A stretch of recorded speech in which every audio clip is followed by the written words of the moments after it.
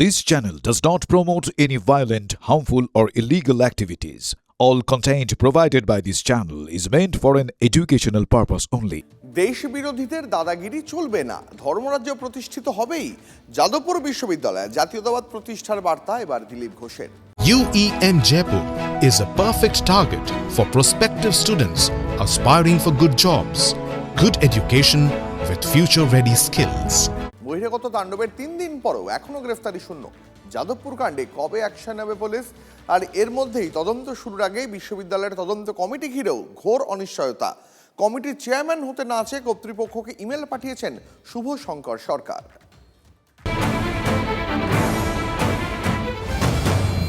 যাদবপুরে এই দিমাগি নকশালগুলোকে যাদবপুর থেকে উৎখাত করতেই হবে।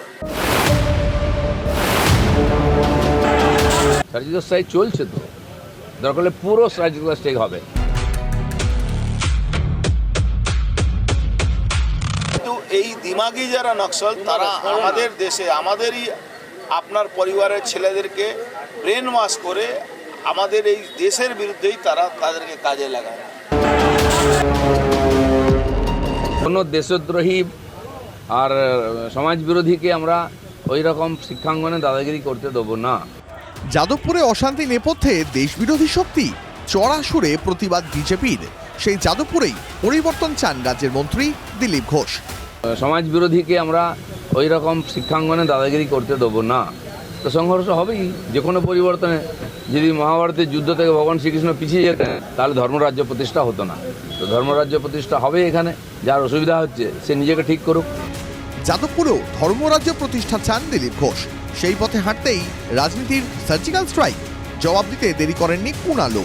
কিন্তু দিলীপ বাবুরা যদি সেখানে প্রভাব দেখাতে হয়, তার জন্য তো রাজনৈতিক মতবিনিময় বা রাজনৈতিক ক্ষেত্র আছে।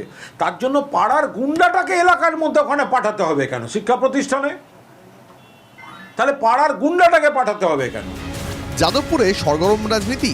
এই আবহেই এনআইএ তদন্ত চাইল এবিভিপি। ক্যাম্পাসের ভেতরে লং লিভ কিষাণজি সার্জি নিরামের ছবি তার যে আসছে, এর সাথে আমরা বলছি এর সাথে মাওবাদী নকশালবাদী আতাত আছে। আমরা এনআইএ তদন্তে যাচ্ছি কারণ দেশের সুরক্ষার সাথে প্রশ্ন আছে। ক্যাম্পাসের ভেতর কেন সার্জির ইমামের ছবি থাকবে? শুভেন্দু অধিকারীর উপর ভরসা নেই এবিভিপির? এনআইএ কেন ইন্টারপোল দিয়ে তদন্ত করান। সেই সিসিটিভি ফুটেজে দেখা যাচ্ছে পরিষ্কার অন্তত 4টে এবিভিপির গুন্ডা নেতা, তাদের নেতৃত্বে বহিরাগত একটা মব ঢুকছে, বিজেপির লোকেরা গুন্ডামি করছে।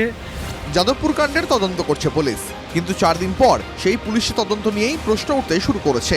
অনিশ্চয়তার মুখে যাদবপুর কাণ্ডের তদন্ত কমিটিও। কমিটির চেয়ারম্যান হতে চান না শুভ শঙ্কর সরকার। কর্তৃপক্ষকে ইমেল করে সে কথা জানিয়েও দিয়েছেন নেতাজি সুভাষ ওপেন ইউনিভার্সিটির প্রাক্তন উপাচার্য। বিশ্ববিদ্যালয় নিশ্চয়ই তার মতো করে তদন্ত করবেন, কি করবেন, তাদের তো নিশ্চয়ই একটা কড়া ব্যবস্থা নেওয়া উচিত। তাদের তো জেগে উঠতেই সময় লাগলো, কিন্তু পুলিশ কেন সঙ্গে সঙ্গে ব্যবস্থা নেয়নি? পুলিশের তো এটা সুমোটো এগোনো দরকার ছিল, তারপরেও পুলিশের কোনো হেলদোল নেই।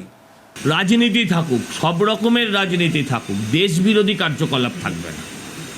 তদন্ত কে করবে কে করবে না, কে চাইছে কে চাইছে না, তাই নিয়ে আমাদের কি বিষয়? বিচারক নিয়ে আমাদের বক্তব্য না, বিচারটা নিয়ে আমাদের কথা। তদন্ত কমিটি গড়ল কর্তৃপক্ষ, অথচ চেয়ারম্যানের দায়িত্ব নিতে চান না শুভ শঙ্কর সরকার। কেন? তাকে নিয়ে আপত্তি আরএসএস প্রভাবিত সংগঠনের।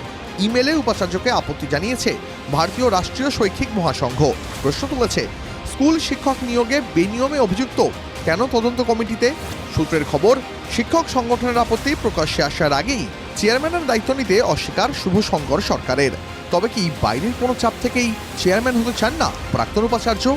এরপর কি তাহলে নতুন চেয়ারম্যান নিয়োগ করেই তদন্ত কমিটি নতুন করে সাজাবে বিশ্ববিদ্যালয় কর্তৃপক্ষ? Bureau report, TV9 Bangla.